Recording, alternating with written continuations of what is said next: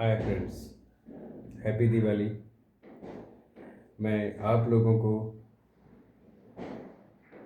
दिवाली की शुभकामनाएं विश करना चाहता हूँ। दीपावली की शुभकामनाएं विश करने का मतलब होता है कि जीवन में रोशनी को बहुत तेज़ी से जलाना।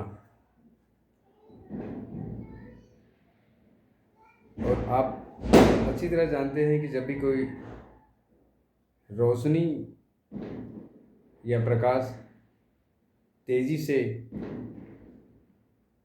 फैलता है तो वो अपने लिए नहीं फैलता दोस्तों, वो हमेशा दूसरों के लिए फैलता है।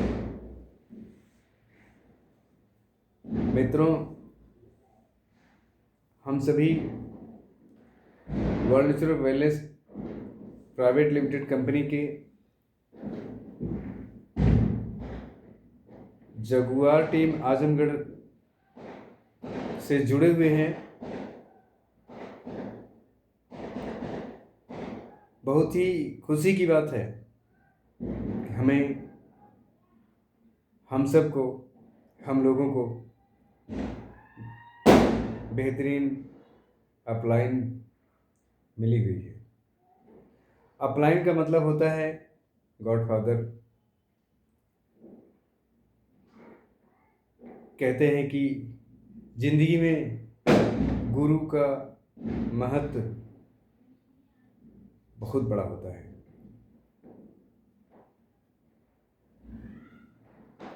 दुनिया के सबसे बेहतरीन कवियों में से हमारे देश के एक महान संत रहे हैं कबीरदास जी। उन्होंने कहा, गुरु गोविंद दोऊ खड़े काके लागू पाए। गुरु गोविंद दोऊ खड़े काके लागू पाए। बलिहारी गुरु आपने गोविंद दियो लखाए। अर्थात कहने का मतलब ये हुआ कि अगर हमारे सामने गुरु और गोविंद का मतलब होता है कि परमात्मा, दोनों साक्षात उपस्थित हों, तो हमें उन दोनों में से किसको सर्वश्रेष्ठता की जगह देनी चाहिए।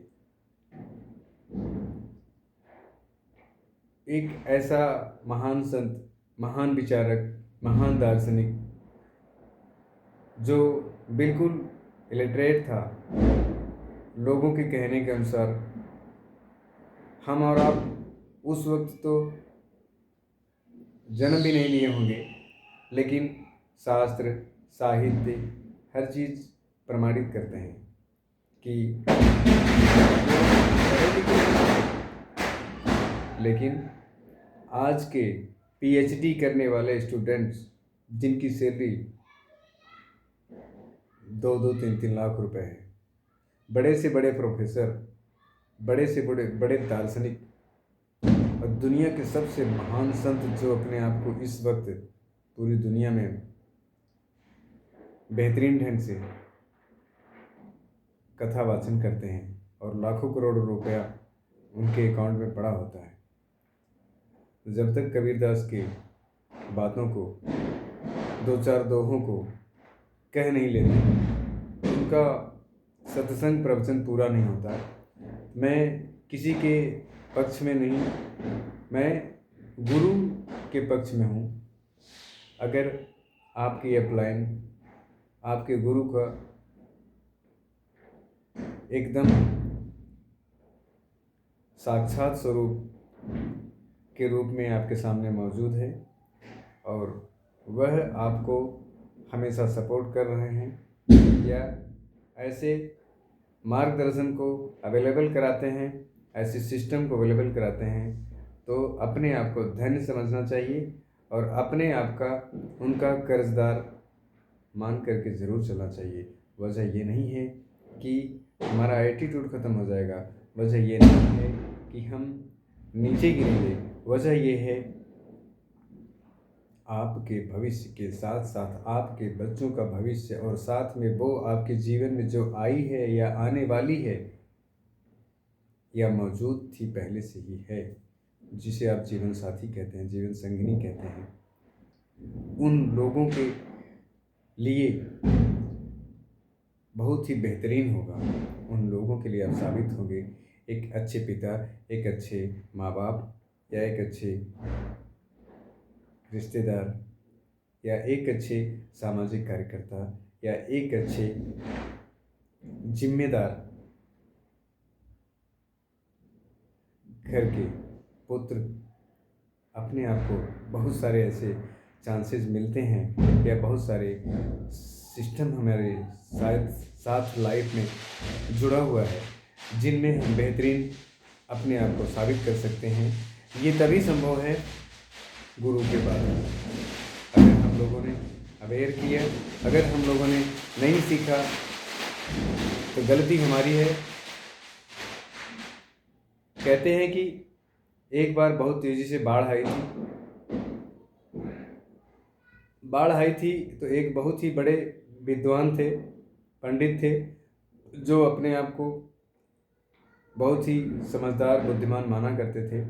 उन्होंने महसूस किया कि सारे लोग डूब रहे हैं, चारों तरफ पानी का पानी, पानी ही पानी फैला हुआ है, और जब तक भगवान मुझे लेने नहीं आएंगे, मैं भगवान का बहुत बड़ा भक्त हूँ और मेरे जैसा भक्त कोई है ही नहीं। तो यही सोच उनको ले डूबी। चलिए आइए, मैं ज़्यादा समय नहीं लूँगा, ज़्यादा समय वेस्ट नहीं करूँगा, थोड़े से शब्दों में आपको सारी चीज़ें बता देता हूँ। उन्होंने देखा कि एक नाव चली आ रही है, और उस नाव में कुछ लोग सवार हैं। एक बार तो उनके दिमाग में आया कि चलो मैं भी नाव में बैठूंगा और मैं भी निकल जाऊंगा। कुछ लोगों ने उनको भी बैठाने की कोशिश की। अब बहते हुए पानी में कई सारे लोगों ने अपनी जान को बचाने के लिए नाव में खुद को ज़बरदस्ती बिठाना शुरू कर दिया, यानी कि बैठना शुरू कर दिया, उस जगह कवर करना शुरू कर दिया। लेकिन पंडित जी को जो समझ में आ रहा था, वो उनका वही ईगो था जो समझ में ना आए। कहने का मतलब ये था दोस्तों कि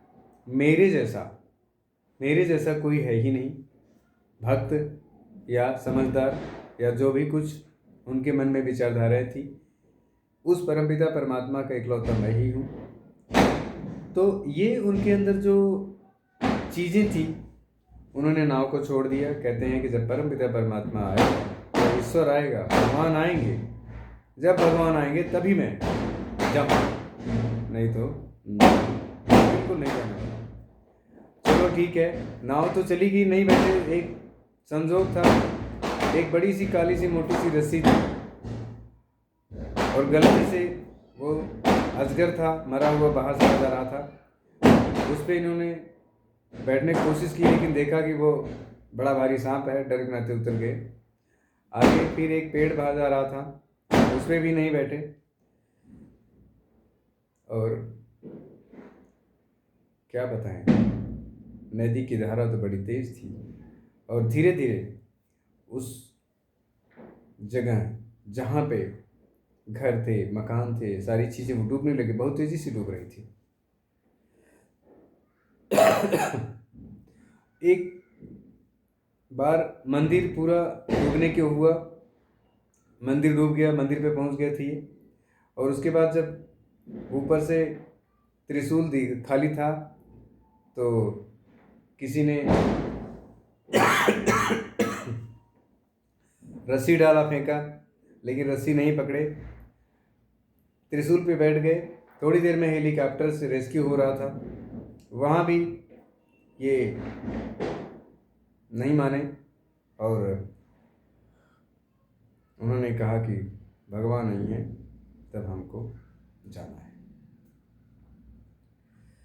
फिर जब हेलीकॉप्टर के द्वारा रस्सी दी जा रही थी, तब भी नहीं लटके और ना गए। अंततः वो चले गए दुनिया से। और जब दुनिया से चले गए, तो ऊपर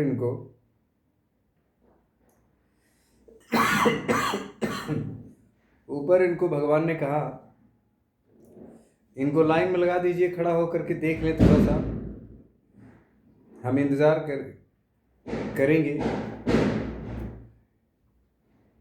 और इनसे बात करेंगे।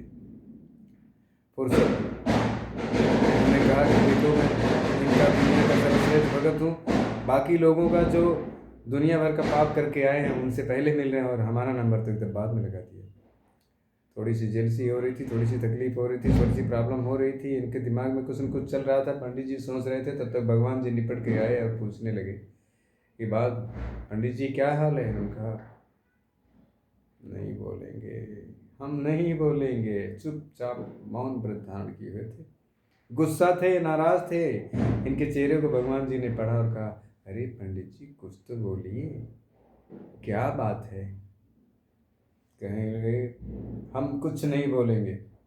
अच्छा ठीक है, काहे नहीं बोलेंगे? कहने लगे कि हमारी समस्या आप नहीं समझ सकते, हमारी प्रॉब्लम आप नहीं समझ सकते, काहे का भगवान है आप, किस लिए भगवान है? थोड़ी देर थोड़ी इंतज़ार किया हूँ, थोड़ी देर भक्ति थोड़ी करा हूँ, बहुत दिनों से भक्ति कर रहा हूँ, बचपन से जब छोटा सा था तब से भक्ति कर रहा हूँ, आपका सबसे बड़ा भक्त होने के बावजूद, मेरा सबसे बड़ा भक्त होने के बावजूद। सोचते हुए भगवान ने मुस्कराया और कहा, ऐसा है पंडित जी, जब आप नाव पे बैठने जा रहे थे, बैठ करके उतर गए और उसके बाद जब आप को रस्सी दी गई थी, मंदिर पे थे तब भी आप नहीं बैठे, उसके पहले आपके पास एक अजगर था, उस पर भी आप बैठ करके पास उस पार नहीं आए। इसके अलावा हेलीकॉप्टर से रेस्क्यू किया जा रहा था, आपको बिठाया जाने के लिए आपको कहा गया कि आप आइए, बैठ जाइए, और नहीं बैठे, त्रिशूल पर बैठे रहे और अंततः आपने क्या किया? अपने जीवन में खत्म कर लिया। आपको बहुत मौके मिले थे, बहुत चांसेस मिले थे, 5 6 7 चांसेस मिले थे। अब क्या चाहते हैं कि मैं समस्त संसार के समझ, और भी काम नहीं है हमारे पास, बस इतना ही रह गया है। आपको मैं वही ABCD हमेशा पढ़ाता रहूं? आपको जो उतना ज्ञान हो गया, उतना ज्ञान दे दिया गया, उतना आपको किताबों के माध्यम से, सत्संग के माध्यम से, लोगों के संपर्क के माध्यम से आपको जानकारी दे दी गई, उसके बाद आपका अपने जीवन के लिए कर्तव्य नहीं बनता है? निरुत्तर हो गए पंडित जी। तो दोस्तों, हम लोगों के साथ वही हो रहा है और हम वही कर रहे हैं, हमें ऐसा नहीं करना है। हमें अपने अपलाइन के साथ जुड़ करके काम करना चाहिए और हमें लगता है कि दोस्तों, मैं चाहता हूँ कि आप लोग इस वीडियो को ज़्यादा से ज़्यादा लाइक करें, शेयर करें और हमारा चैनल सब्सक्राइब करें और बेल आइकन दबाना ना भूलें। मैं आगे भी और नए वीडियोज़ को प्रतिदिन आप लोगों की जानकारी के लिए लाता हूँ।